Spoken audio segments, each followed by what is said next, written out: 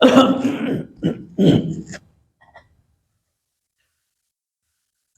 لله الحمد لله نحمده ونستعينه ونستغفره ونؤمن به ونتوكل عليه ونعوذ بالله من شرور أنفسنا ومن سيئات أعمالنا من يهده الله فلا مضل له ومن يضلله فلا هادي له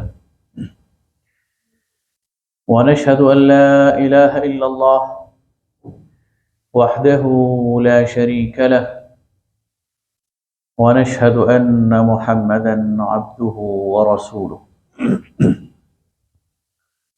أرسله بالحق بشيرا ونذيرا وداعيا إلى الله بإذنه وسراجا منيرا صدق الله المولى العظيم. أما بعد، قال الله تعالى في كلامه المجيد: أعوذ بالله من الشيطان الرجيم، بسم الله الرحمن الرحيم. إن الله يأمركم أن تؤدوا الأمانات إلى أهلها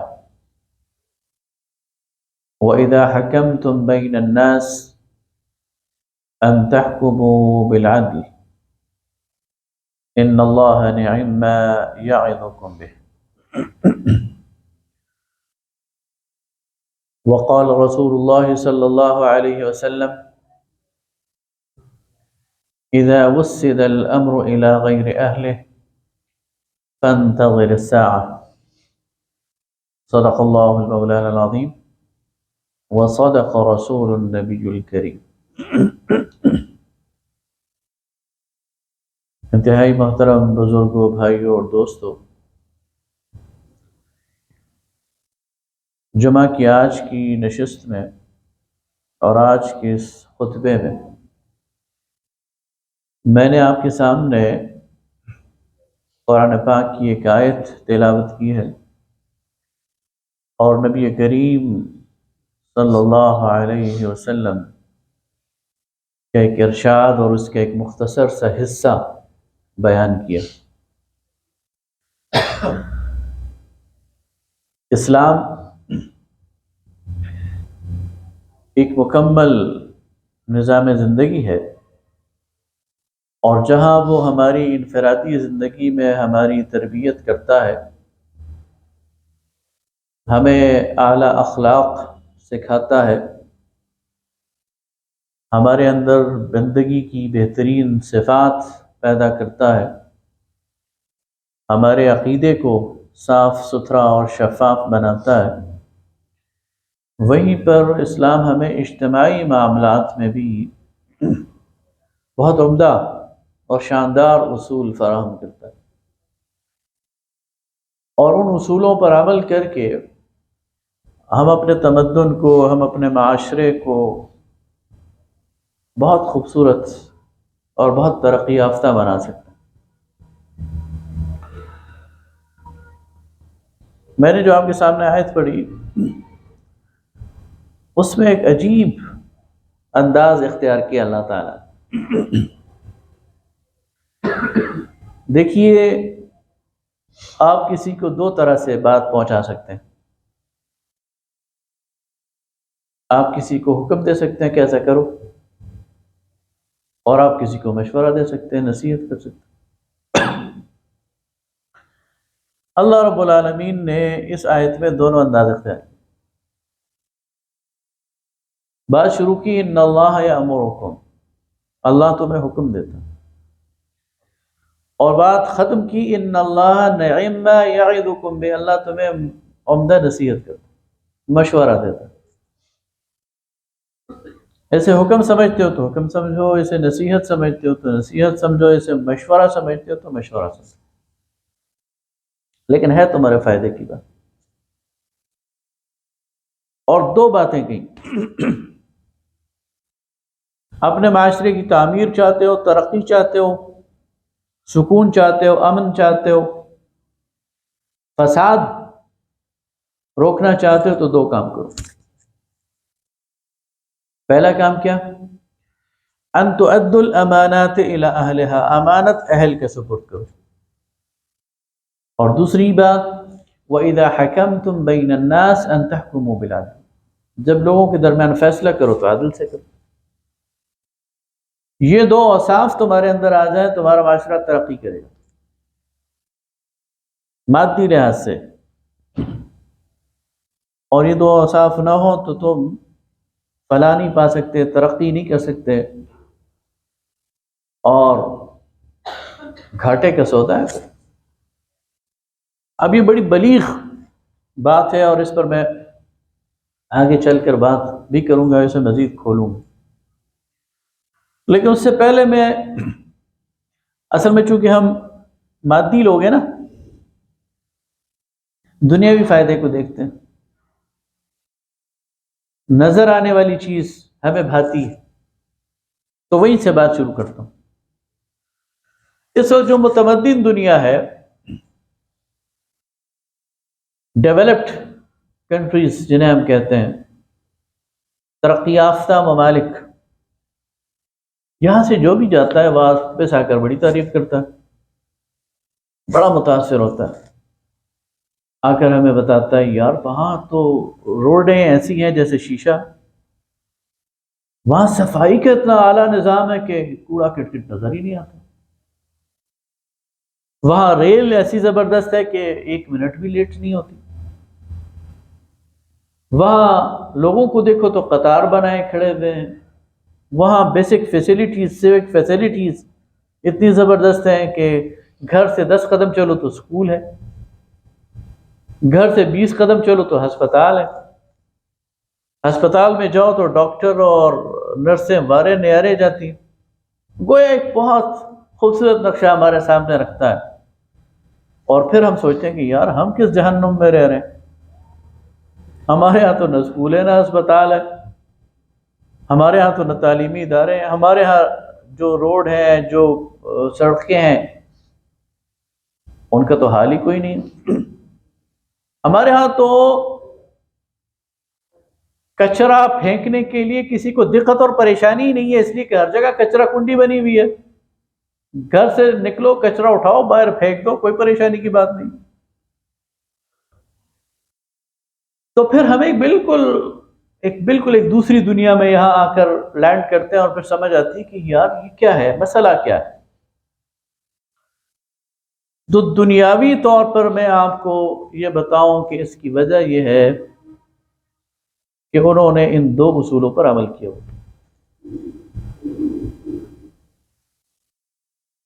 اور ان کا جو یہ سارا سسٹم ہے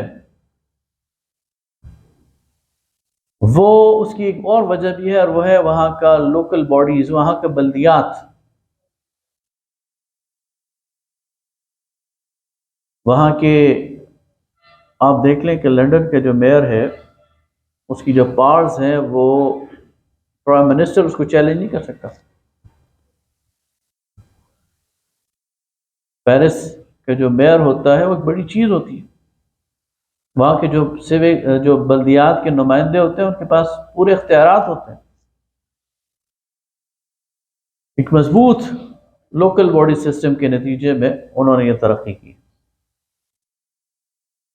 تو ہمارے ہاں وہ 2 صفات بھی نہیں ہے اور یہ سسٹم بھی نہیں، اور اس کا نتیجہ یہ ہے کہ ہم وہ سب کچھ دیکھتے ہیں جو آپ کے سامنے،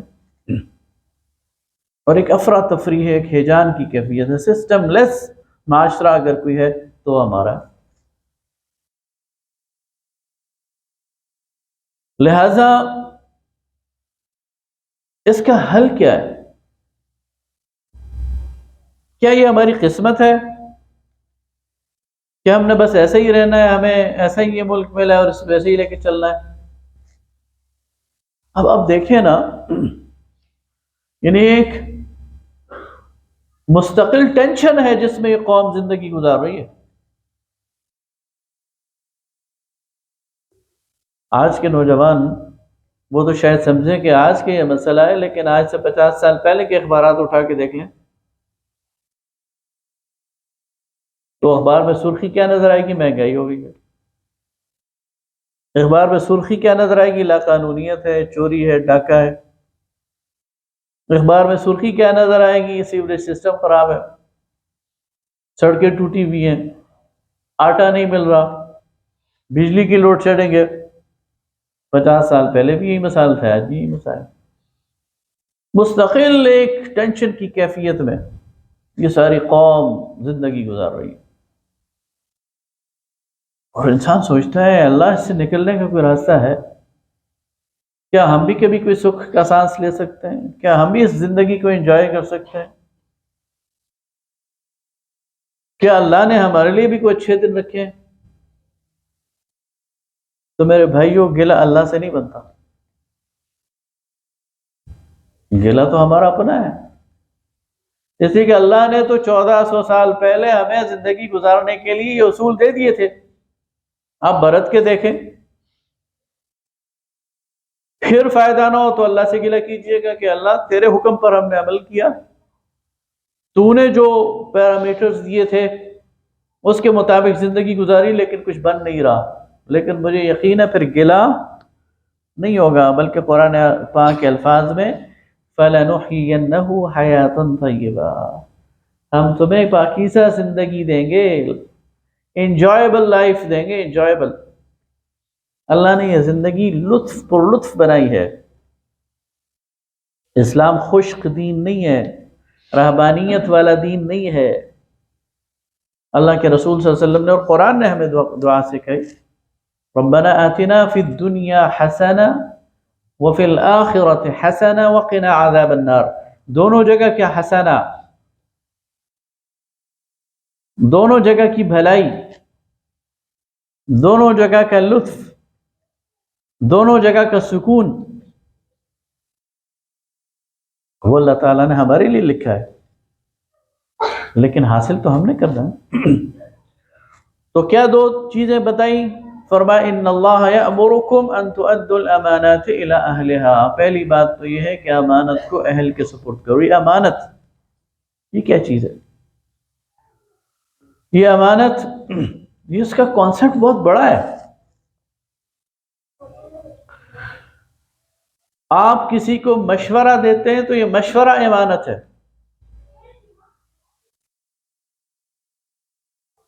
آپ کو کوئی قرض دیتا ہے، کوئی پیسے آپ کے پاس رکھواتا ہے تو یہ امانت ہے۔ کوئی راز آپ کو دیتا ہے تو یہ امانت ہے۔ اور کوئی پوسٹ آپ کے پاس ہے، کوئی منصب آپ کے پاس ہے تو وہ امانت ہے۔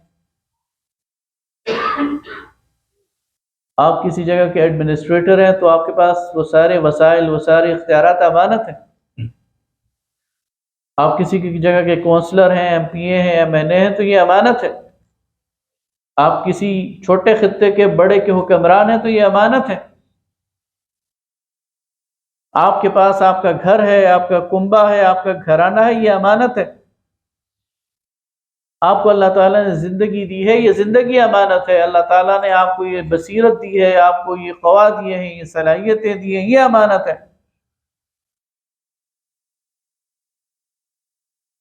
اللہ فرماتا ہے ان تمام امانتوں کی نگہداشت کرو، ان تمام امانتوں کا پاس اور لحاظ کرو، ان تمام امانتوں کی حفاظت کرو، اور ان امانتوں کو اہل لوگوں کے سپرد کرو۔ اگر دودھ کا رکھوالا بلے کو بناؤ گے تو پھر گلا تو بنتا ہی نہیں ہے نا، غلطی خود تم نے کی ہے۔ یہاں تک فرمایا کہ اللہ پر توکل یہ نہیں ہے کہ اپنے اونٹ کو آزاد چھوڑ دو، اونٹ کا گھٹنا باندھ دو، پھر اس کے بعد اللہ پر توکل کرو کہ اللہ حفاظت کرے گا۔ تو امانت چور لٹیرے کے سپرد کر کے پھر کہو کہ اس کی حفاظت ہوگی تو تمہاری غلطی ہے۔ اس لیے پہلی بات تو یہ ہے کہ چھوٹی امانت ہو یا بڑی امانت ہو، چھوٹی ذمہ داری ہو یا بڑی ذمہ داری، اس کو اہل کے سپرد کرو۔ یہ اہل کون ہوتا ہے؟ اس کے اندر بھی دو چیزیں لازمی پائی جانی چاہیے۔ ایک تو اس کی صالحیت. دیکھیے شریعت میں اس بات کو، چاہے کوئی گواہی بھی دے نا، گواہی، تو اس کے لیے فقہ نے پورا ایک قانون دیا تزکیۃ الشہود کا، کہ گواہ دینے والا بھی سچا ہونا چاہیے، اور اگر اس سے ثابت ہو جائے کہ یہ جھوٹا ہے تو اس کی گواہی نہیں مانی جاتی. تو ملک کی سب سے بڑی ذمہ داری اور ملک کے خزانے کسی جھوٹے کے حوالے کیے جا سکتے.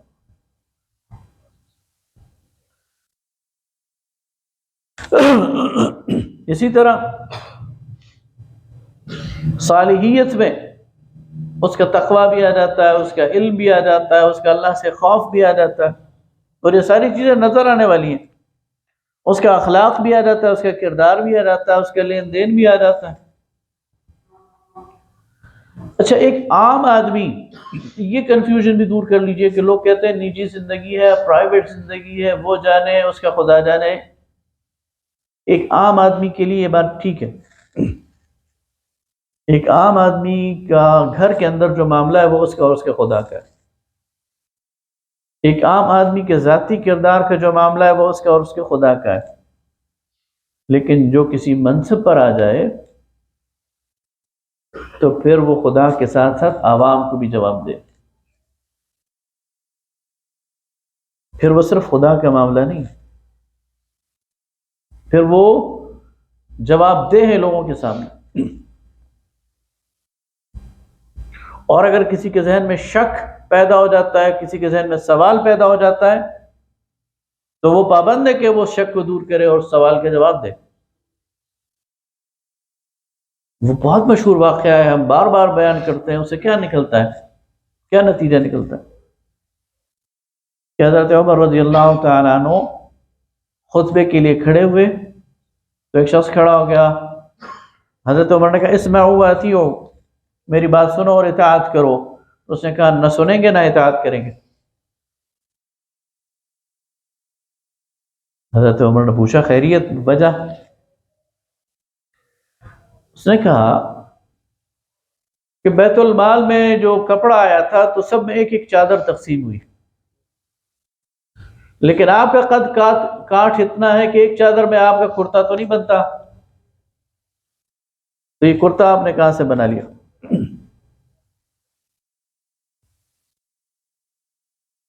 ایک چادر اگر آپ نے لی ہے تو اس سے تو کرتا نہیں بنتا، اور اگر دو چادریں لی ہیں اور ہمیں ایک ایک ملی ہے تو خیانت کی ہے. تو حضرت عمر رضی اللہ تعالیٰ عنہ کے بیٹے کھڑے ہو گئے، عبداللہ ابن عمر. انہوں نے کہا بالکل درست بات ہے، تمہاری آبزرویشن درست ہے. ان کا کرتا ایک چادر میں نہیں بنتا، میں نے اپنی چادر ان کو دی ہے تو دو چادروں سے مل کر ان کا کرتا بنا.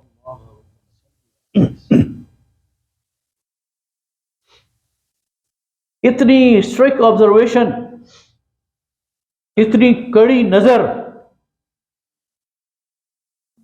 اور اس کے لیے انہوں نے کوئی ماتھے پر ان کے کوئی شکن نہیں آئی. انہوں نے مطمئن کیا، جواب دیا. آج بڑے بڑے دعوے کرتے ہیں لیکن پھر جب سوال کیا جائے تو ناراض ہو جاتے ہیں. دوسروں کے لیے ایک بات ہے، دوسروں کے لیے ایک معیار ہے، اپنے لیے دوسرا معیار ہے. وہ قرآن پاک میں آتا ہے نا، بالکل وہی چیز ہے. وَيْلٌ لِّلْمُطَفِّفِينَ، ان کم ناپنے تولنے والوں کے لیے خرابی ہے. الَّذِينَ إِذَا اكْتَالُوا عَلَى النَّاسِ يَسْتَوْفُونَ، جب لوگوں سے وصول کرتے ہیں پورا پورا لیتے ہیں، اپنی باری آتی ہے وزن کا پورا پورا خیال رکھتے ہیں. وَإِذَا كَالُوهُمْ أَوْ وَزَنُوهُمْ يُخْسِرُونَ، لیکن جب دوسروں کو دیتے ہیں تو کم کر دیتے ہیں. اپنے لیے ایک معیار ہے، دوسروں کے لیے دوسرا معیار. یہ ڈبل سٹینڈرڈ نہیں چلتا. تو اہلیت کے اندر پہلی چیز ہے اس کا اخلاق، اہلیت کے اندر اس کی پہلی چیز ہے اس کا کردار، اہلیت کے اندر پہلی چیز ہے اس کا سچا ہونا، اور اہلیت کے اندر دوسری چیز ہے صلاحیت. ایک شخص سچا ہے، ایک شخص ایماندار ہے، لیکن ڈرائیور ٹھیک نہیں ہے، اس کے پاس لائسنس نہیں ہے، تو کیا آپ اسے اس لیے ڈرائیور بنا لیں گے کہ نماز بڑی ٹھیک پڑھتا ہے؟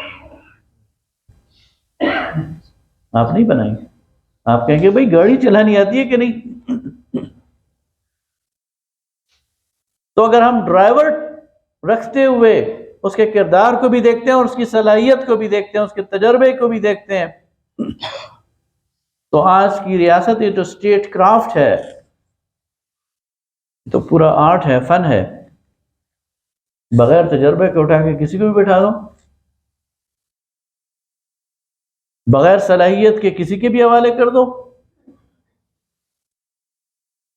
یہ ممکن نہیں ہے آج کی اس نظام کو کوئی نااہل چلا سکے، اس کے اندر صلاحیت ہونا بڑی ضروری ہے۔ یہ دو چیزیں ملیں گی، یعنی وہ صالح بھی ہوگا، نیک بھی ہوگا، سچا بھی ہوگا اور باصلاحیت بھی ہوگا، تب نظام چلا سکے گا اور تب اللہ کا وہ وعدہ وہ پورا ہوگا۔ یہ دو کام ہم نے کرنے ہیں، اس کے بعد برکت اللہ نے دینی۔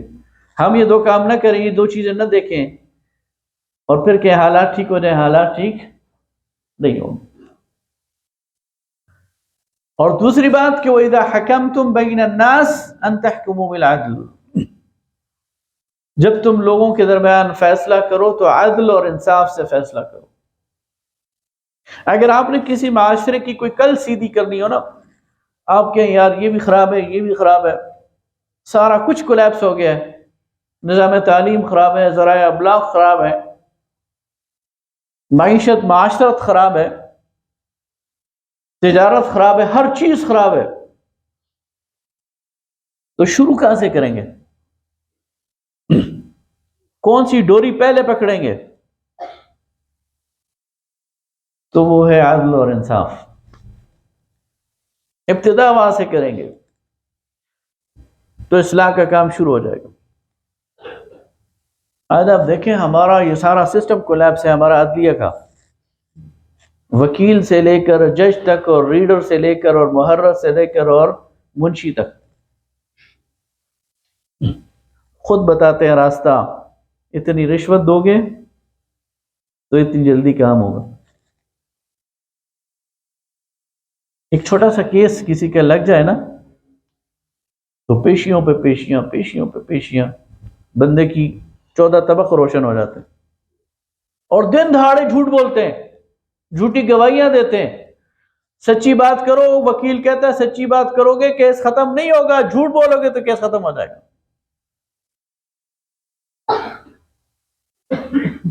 سارا سسٹم کولیپس ہوا ہوا، اور اس کے باوجود اعداد و شمار بتاتے ہیں 2.1 ملین 21 لاکھ مقدمے سپریم کورٹ میں پینڈنگ ہے۔ ہمارا ملک عدلیہ کی رینکنگ میں 134ویں نمبر پر ہے۔ پوری دنیا میں جتنی بھی کورٹس ہیں ہمارے ہاں انصاف 134ویں نمبر پر ہے، اور ہمارے ہاں پرکس اینڈ پریویلیجز، ججوں کی تنخواہیں اور جو مراعات ہیں وہ 8ویں 9ویں نمبر پر، 4 لاکھ 5 لاکھ روپے پینشن لے کر یہ معزز جج حضرات گھر جاتے ہیں۔ میڈیکل الاؤنس اور ہے، سیکیورٹی اور ہے، جوڈیشل کالونیز میں پلاٹ اور ہیں، بعض اوقات ایک ایک پہ اگر وہ نہ ہو تو دوسرا بھی، لیکن نظام وہ ہے جو میں نے آپ کو بتا دیا۔ 20 سال تک مقدمہ چلتا ہے، سیشن کورٹ نے آپ کے حق میں فیصلہ دے دیا تو ہائی کورٹ میں جائیں گے، ہائی کورٹ میں پینڈنگ رہے گا، پھر وہاں باری آئے گی تو فیصلہ ہوگا تو سپریم کورٹ میں چلے جائیں گے، وہاں پینڈنگ رہے گا، پھر باری آئے گی تو وہاں سے فیصلہ ہوگا تو دوسرا ریویو میں چلا جائے گا۔ اس نظام کے ساتھ اصلاح نہیں ہو سکتی۔ اللہ رب العالمین کہتا ہے وَإِذَا حَكَمْتُمْ بَيْنَ النَّاسِ أَن تَحْكُمُوا بِالْعَدْلِ، جب تمہیں لوگوں کے درمیان فیصلہ کرنا پڑے تو عدل اور انصاف کے ساتھ فیصلہ کرو۔ اور عدل اور انصاف جس معاشرے میں ہوگا، حضرت علی رضی اللہ تعالیٰ عنہ کا مشہور قول ہے کہ الملک یبقى مع الکفر ولا يبقى مع الظلم. کوئی معاشرہ، کوئی سلطنت، کوئی اسٹیٹ کفر کی حالت میں باقی رہ سکتی ہے، ظلم کی حالت میں باقی نہیں رہ سکتی. جہاں ظلم ہو وہاں پر بغاوت ہوتی ہے، جہاں ظلم ہو وہاں پر ریئیکشن ہوتا ہے، اس کے نتیجے میں پھر جو تباہی آتی ہے، الامان والحفیظ. اللہ فرماتا ہے ان اللہ نعم ما یعظکم، اللہ تمہیں بہترین نصیحت کر رہا. اس لیے اچھا یہ بھی ایک مسئلہ ہے، جب ہم بات کرتے ہیں اسلام کی، جب ہم بات کرتے ہیں دین کی، تو ڈرانا شروع کر دیتے ہیں یہ سیکولر لوگ، یہ لبرل لوگ، کہ شاید ہمیں کوئی پنجرے میں بند کر دے گا، شاید کوئی ہماری آزادی کو سلب کر لے گا، شاید کوئی ہمیں آج سے 1400 سال پہلے لے جائے گا. ایسا نہیں ہے، یا شاید اس پر عمل ممکن نہیں ہے. یہ ساری خرافات ہیں. دین آج بھی قابل عمل ہے، اس لیے کہ یہ قیامت تک کے لیے، اور ہر دور کے لیے، ہر علاقے کے لیے. اللہ کے رسول صلی اللہ علیہ وسلم محمد الرسول اللہ صرف اپنے دور کے پیغمبر نہیں تھے، وہ آج کے پیغمبر ہیں، آج کے قیامت تک کے پیغمبر ہیں صلی اللہ علیہ وسلم. اور ان کی سیرت، ان کی سنت کو اپنا کر کوئی پیچھے نہیں جا سکتا. ان کی سیرت، ان کی سنت، ان کے نظام، جسے نظام مصطفیٰ کہتے ہیں، اس کو اپنا کر ڈیولپ ہو سکتا ہے، آگے بڑھ سکتا ہے، ترقی کر سکتا ہے. اور اسلام جو ہے وہ انسانی زندگی کو خوبصورت کرتا ہے، اچھا بناتا ہے. اسلام انسانی حقوق کا احترام کرتا ہے، قانون کی بالادستی کو قائم کرتا ہے. یہ آج تو مغربی معاشروں میں ہم کہتے ہیں نا قانون قانون، یہ انہوں نے ہم سے سیکھا ہے، یہ ماڈل ان کو ہم نے دیا ہے.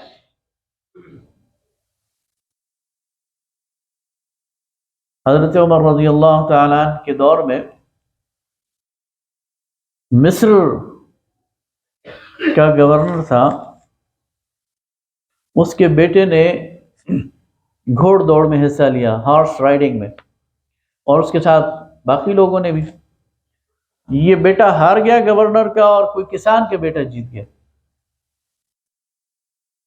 تو گورنر کے بیٹے نے غصے میں آ کر اس کسان کے بیٹے کو 2 کوڑے لگائے،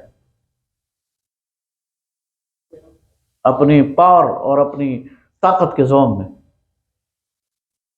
حضرت عمر رضی اللہ تعالیٰ عنہ کا طریقہ یہ تھا کہ حج کے موقع پر سارے ملک کے گورنرز کو بلاتے تھے اور لوگوں کو کہتے تھے کسی کو شکایت ہے تو پیش کرو.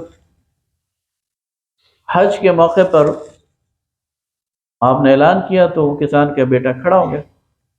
اس نے کہا جی آپ کے گورنر کے بیٹے نے میرے ساتھ زیادتی کی. کیا زیادتی کی ہے؟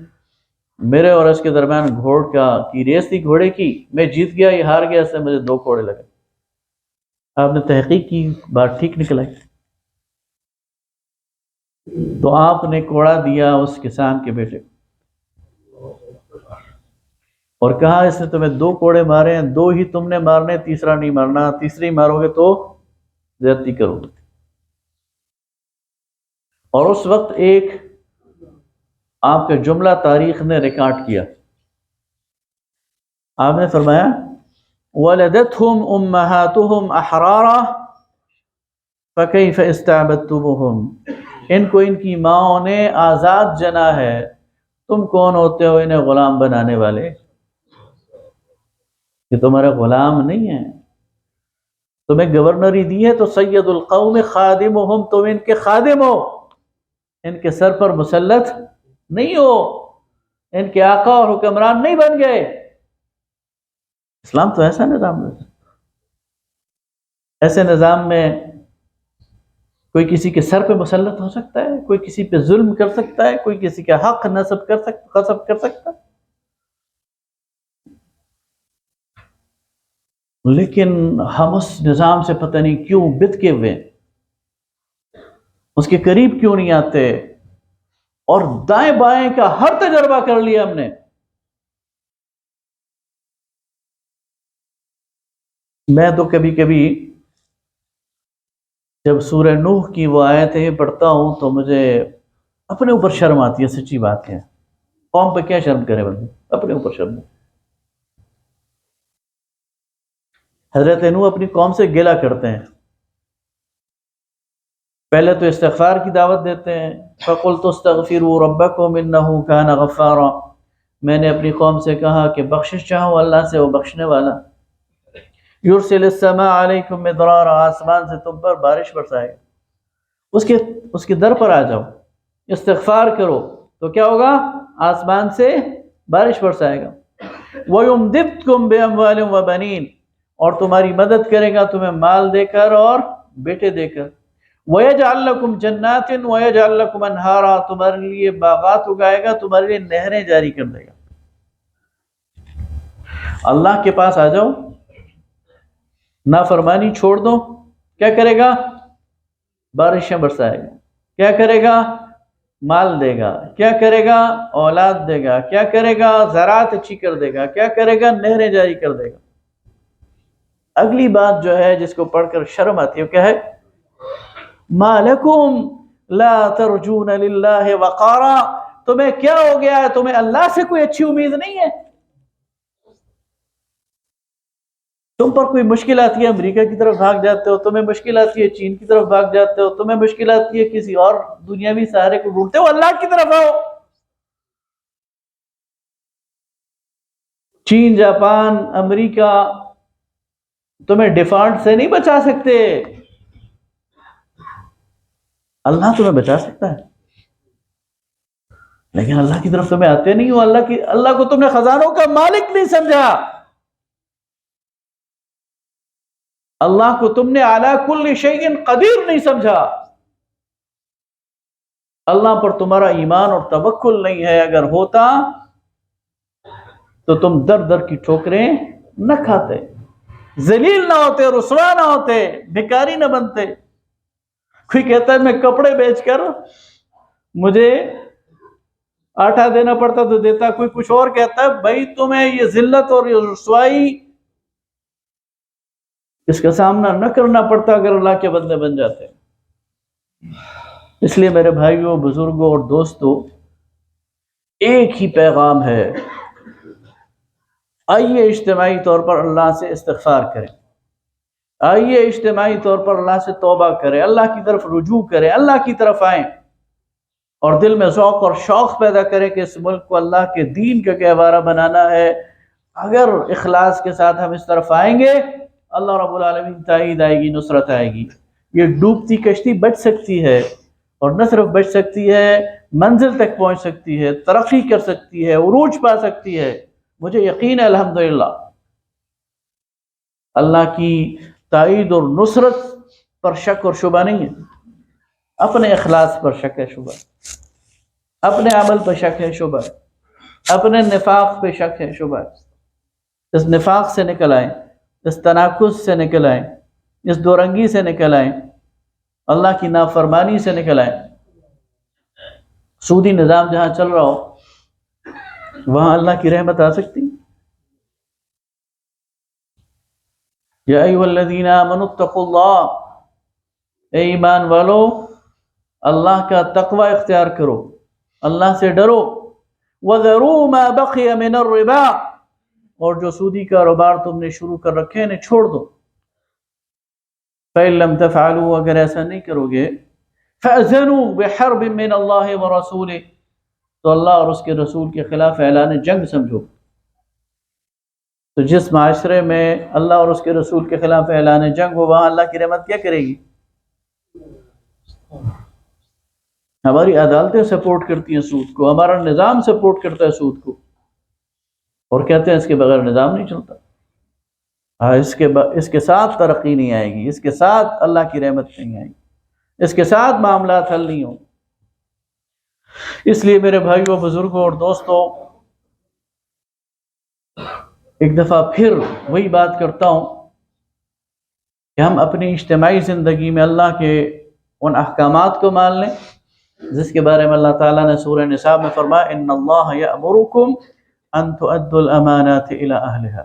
اللہ تمہیں حکم دیتا ہے کہ امانتوں کو اس کے اہل لوگوں کے سپرد کرو، امانت چھوٹی ہو یا بڑی ہو، نااہل کے سپرد کرو گے نقصان تمہارا ہے، غیر صالح کے سپرد کرو گے، جھوٹے کے سپرد کرو گے نقصان تمہارا ہے، جس میں صلاحیت نہیں ہے اس کے سپرد کرو گے نقصان تمہارا۔